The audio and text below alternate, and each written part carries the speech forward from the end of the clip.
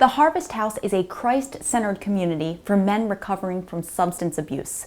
The programs offered assist them with spiritual, mental, and physical wholeness. How are they helping our residents here in Harford County to change their lives? We'll find out in the next 30 minutes. I'm Kristy Breslin, and this is Harford MagaScene.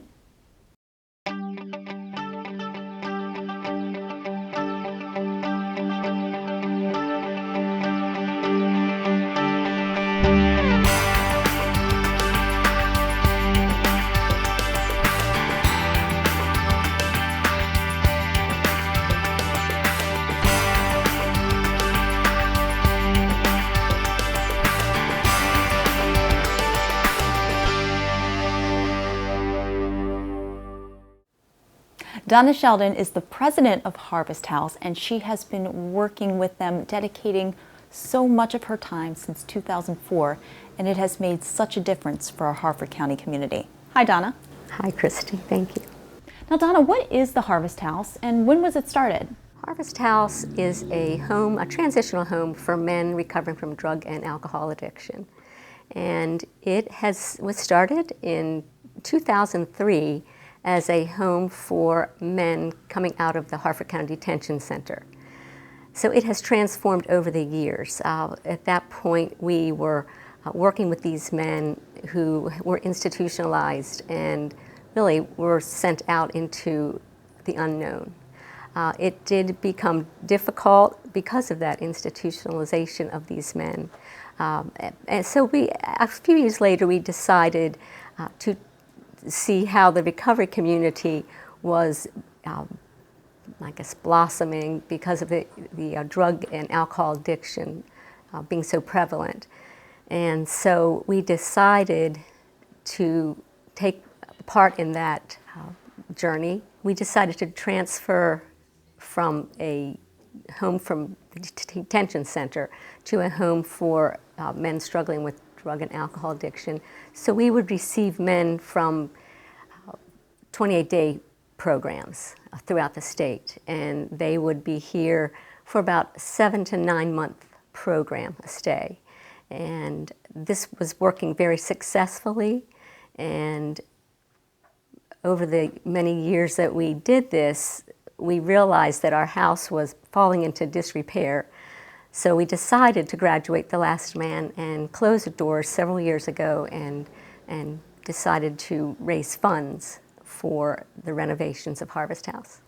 Well, let's talk about the renovations and, of course, the location of the house. The renovation started about 2 years ago, and we were in much need of a water and new sewer source as we were on well and septic.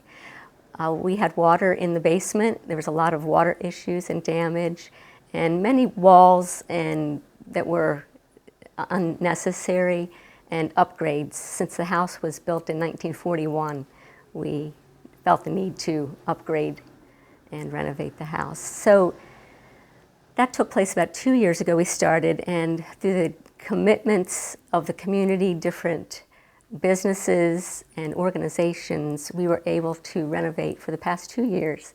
And here we are with wonderful facilities, and the whole home was donated to the most extent by the community. What first brought you to Harvest House? What really sparked your interest? My journey with Harvest House began back in the early 2000s. I was working with the county homeless shelter. We had a rotating homeless shelter. So I served meals and helped transport people back and forth through town. I got involved with that, and a friend of mine introduced me to Harvest House in 2005 or 6, and asked if I would be on the board to serve. And I did, not knowing what I was getting into, and I found the need of these people was so great, and the greatest need was really love and compassion for those who were trying to rebuild their lives and start over. So I began to get involved, and I kind of became a house mother of some sort. I called me the den mother of Harvest House, and just going through the journey with these men as they were coming out of the 28-day program. That was a different story. These men were struggling with a month of clean time, and what was their next step. It was very difficult for them, so we went through a lot together, just emotionally, trying to supply food for them and to get them involved in programs. What kind of programs are offered? So our program is not so much a restrictive program. We have house rules, but it's for the men to be more independent and to be accountable, but to be guided through our house manager. So it's more of a hands-off approach from the board, but all about the men continuing their journey. Let's talk more about the community partners. I know that you say they played a big role in helping make the house the success that it is. Yes, we have partnered with, Helping Up Mission is one of our partners, and that's where we receive the men from their program, their graduates. But we've also have met with Maryland Recovery, Ashley Treatment Center, Westminster Rescue Mission, to allow them to see what we have here, to have it be a resource for their graduates. And so that's one of the partnerships we have with others in the community. But meeting the needs here in the house, we have a partnership with True Life Ministry, and that is here in Bel Air. It's a discipleship counseling ministry that has been very effective, and that is also available for the men. We can provide resources, so our funds go to provide these programs for the guys to continue to grow. Now, why does the house only accept men? It was started as a home for men from the detention center, and it just continued that way. We decided to stay with what we know, and here we still are. Let's talk a little bit more about the support that you've received not only from the businesses, but from our community members. Certain businesses in the area, such as Freedom Federal Credit Union, have offered their support for the men who need financial counseling. There are other organizations that are waiting to be accessed, for these men to access their services as well. People are willing to help them learn how to cook, learn how to house clean, provide meals. We have food resources from the food bank, community food bank, that's available for them. There's so many avenues that we can go for support. The people are available personally and as a business, an organization, to help each man on this journey.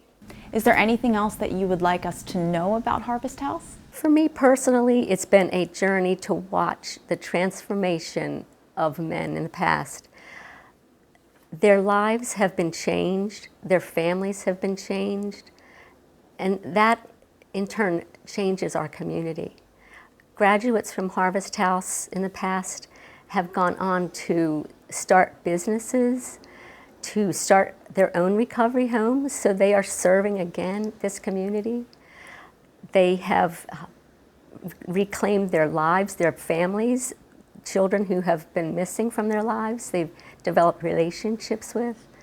Men have gone on to amazing careers and to do things for others. The most important thing is for them to give back what they have received and then some. And that is what keeps me motivated to help them and to provide resources along with the help of others for their recovery and their journey to continue. Donna, thank you so much for everything that you've done in making a difference in the lives of so many men here in Harford County. Thank you. Well, coming up next, we're going to hear about the fundraising efforts and find out what those fundraising dollars actually go towards. Stay with us.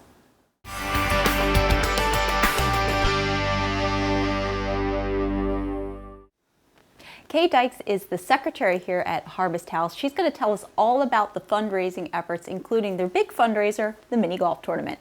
Hi, Kay. Hi. Now, what led you to join the Harvest House, and what has the time on the board meant to you? Yeah, so I came on board of Harvest House. It was actually 5 years ago today. It was May 13th of 2014. And it was actually by request of my mom, who at the time and still is the president She really just needed help organizing and with the electronic banking and just really being present at board meetings. So with the amount of time that she had been on the board and the time she spent involved, I really felt like it was my duty and my time to really help her.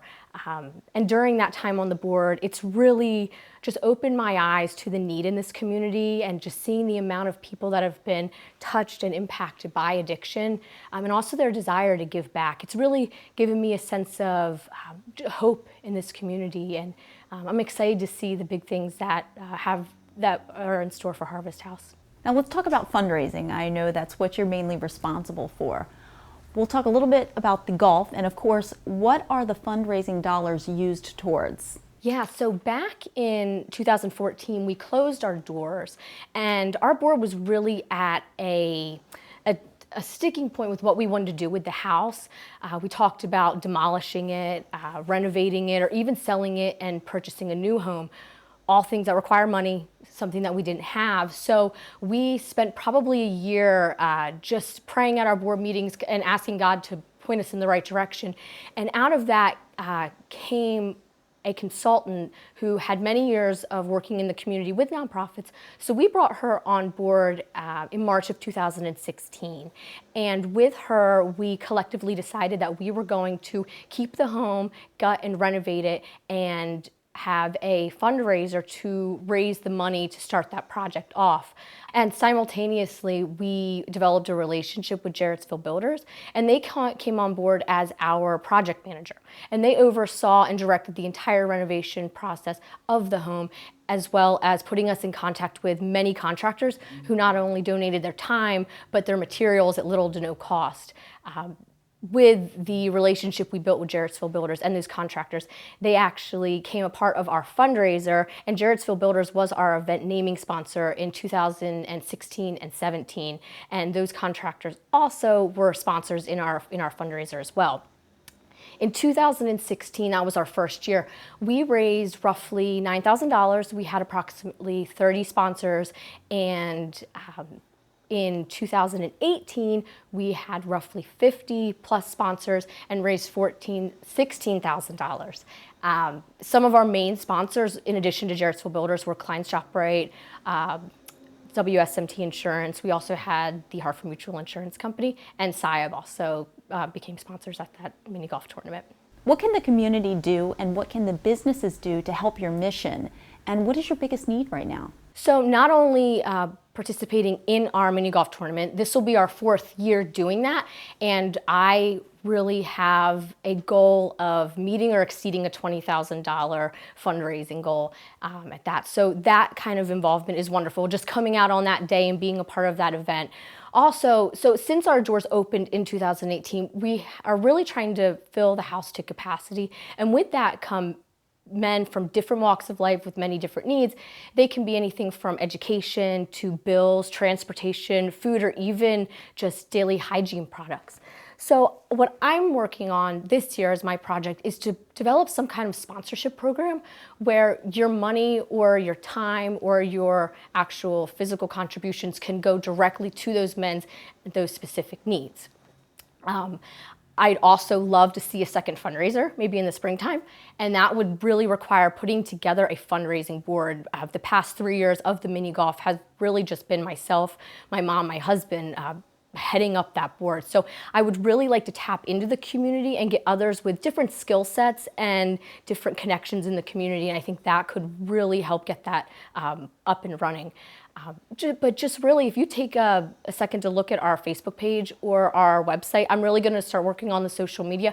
I'm going to try to put out on a regular basis opportunities that become available, or just give us a call or send us an email and we'd be glad to point you in the right direction. We also have received a lot of monetary and physical donations from the community. For example, the shrubs that we received all around our house were a donation from someone in our community, as well as we developed a good relationship with a plumber who he donated his services to Harvest House. So I would be happy to answer those questions and see what the need at that time is for anyone that's interested in being involved. Kay, thank you so much. Thank you for giving us all the information on the Harvest House. And of course, We're excited about the mini golf tournament. Yes, thank you so much, Kristy. We can even come out even if we can't mini golf, right? Absolutely. Okay. Well, coming up next, we're going to hear more about the Harvest House. What is a typical stay and what is the environment like? Our house manager joins us next to explain.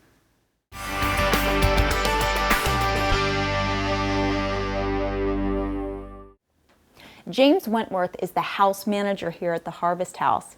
He's here today to tell us about the house itself and also about how he struggled with addiction and got on the road to recovery. He's now helping others. Very inspirational journey that you've had. Thanks for being with us today. Hi, Kristy.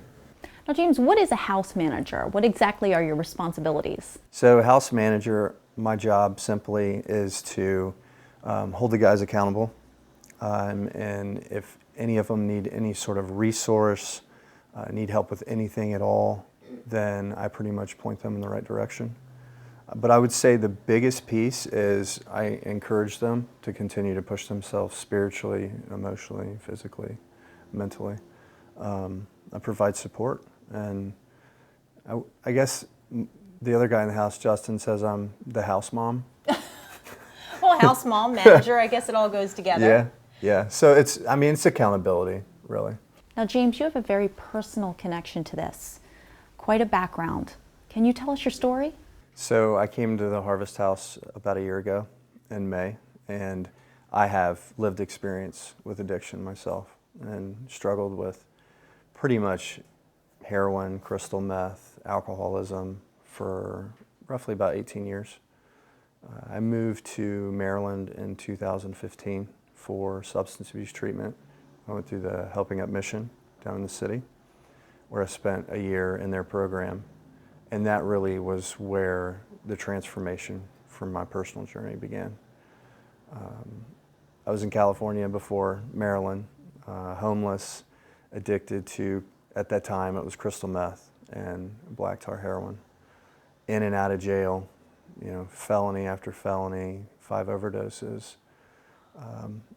I was a 5-week guy, so I would be on the streets for 5 weeks, ripping and running and doing what I had to do to support my habit, and then would get arrested and would spend anywhere from 5 weeks to 5 months in jail, get released, and it was just a repetitive process. How did you get clean, and what made you want to get clean? So the date was June 27th of 2015. I got arrested. I weighed 132 pounds, soaking wet. My parents weren't really a part of my life at that time. They always loved me and were there for me, but they couldn't really do anything for me. So, I was in California and homeless, and every time I would turn around, I had a warrant out for my arrest. I didn't have a roof over my head. I didn't know how I was going to get my next meal. So, I was a thief. I stole to support my habit and to survive. So June 27th, I got arrested, and that time was different. I was sitting in jail in California, and I was going through the withdrawal from the opiates, and I was just miserable, and I was defeated, and I was done. And what began my process was my faith. It was a simple prayer. I asked God, if you're up there, help me get sober, help me get clean, or kill me now. Well, you're doing so great today. You've come such a long way. So you went from using to now helping people stop using. Yeah.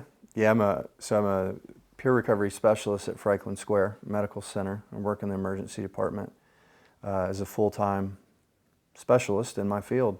And we provide support and empathy and pretty much coach individuals who are struggling into the recovery process if they're interested. As you can imagine, there's a lot of barriers within that role. We've been spit at, we've been punched at, but we've been able to really help some people along the way. And for me, I learned early on in my recovery while I was at Helping Up Mission that helping people, the feeling that I felt was the same feeling that I chased for so long in active addiction. Now, how many men are in the house? So currently we have myself, I'm a live-in manager, and then we have one other gentleman who just moved in a couple weeks ago. And so we're doing stuff a little differently here with the Harvest House. It's not necessarily like your halfway house or recovery house. Now, our primary focus here is Christ, and then obviously individuals who have struggled from substance use or alcoholism. And we're doing the next level recovery stuff. So individuals who have significant clean time, 6 months to 9 months to a year, who have graduated a program and want to continue their spiritual journey. So we have room for up to 6 guys in the house. And the best part about the Harvest House is the community, as everybody in Harford County and the community is here to help. And since I've been here within the last year, I just feel so at home. What makes these faith-based recovery houses so successful? So almost any type of treatment, recovery houses, outpatient, anything that you do, there's going to be faith involved. The 12 steps alone is about, a higher power. And a program like Helping Up Mission, when you go in, that's what they do. They introduce faith. And I believe that they're so successful from the faith because, I can't speak for everybody else who's tried to get sober, but I tried to get sober on my own multiple times, and I just couldn't do it. And once I gave up, surrendered my life to the Lord, I became a new person. I really did. Like all those resentments, all that fear, those insecurities, those were all thrown out the door. And then it's just like a living amends. So like I wake up every day and I pray and I thank God for giving me the ability to get sober. And it's just not by chance that I left California and ended up in Maryland and at Helping Up Mission, and now I'm here in Harford County running the Harvest House. That's all faith. That's all God, and He's led me to where I am today. And it's about becoming better than you've ever been before. It's about believing in something more than yourself. It's getting rid of the selfishness. It's about being able to help people, being able to be there, provide support, empathy, compassion.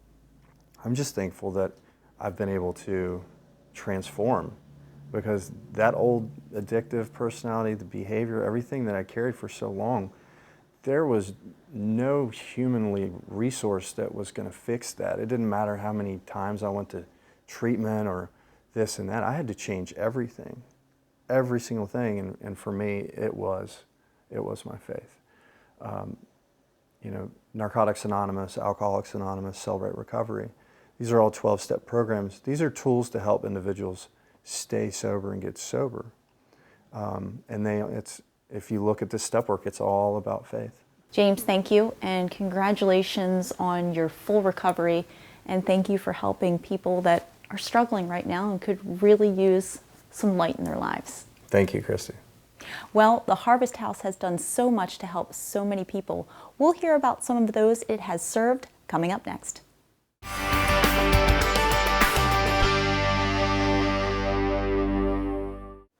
Eric Rebert is the treasurer here at Harvest House, and he is also a very dedicated member of the Harvest House board. Eric, thanks for being with us. Thanks, Kristy. It's a pleasure to be here.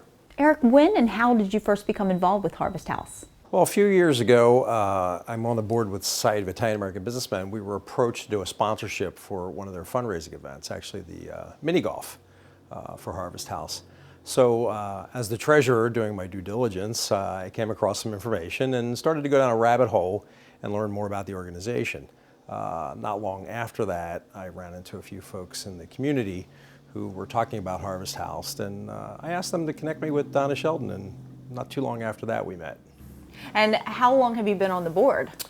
Well, it was probably about a month or two after Donna and I first met. We sat around and chatted for about 2 or 3 hours one afternoon in my office, and then she came back to me and said, "Hey, we've got some board seats open, and I'd like you to sit on my board." And if you know Donna, it's really hard to say no to her. So I said, sure. So we met, and I met with the rest of the board, and lo and behold, within a month, I was a new board member. So it's probably going on, I think, 3 years now. And you're treasurer, not an easy job. No, it's not. It seems like everywhere I walk in Harford County, somebody wants to make me the treasurer, and Donna saw those qualities as well and asked me to support the board in that role, which I'm happy to.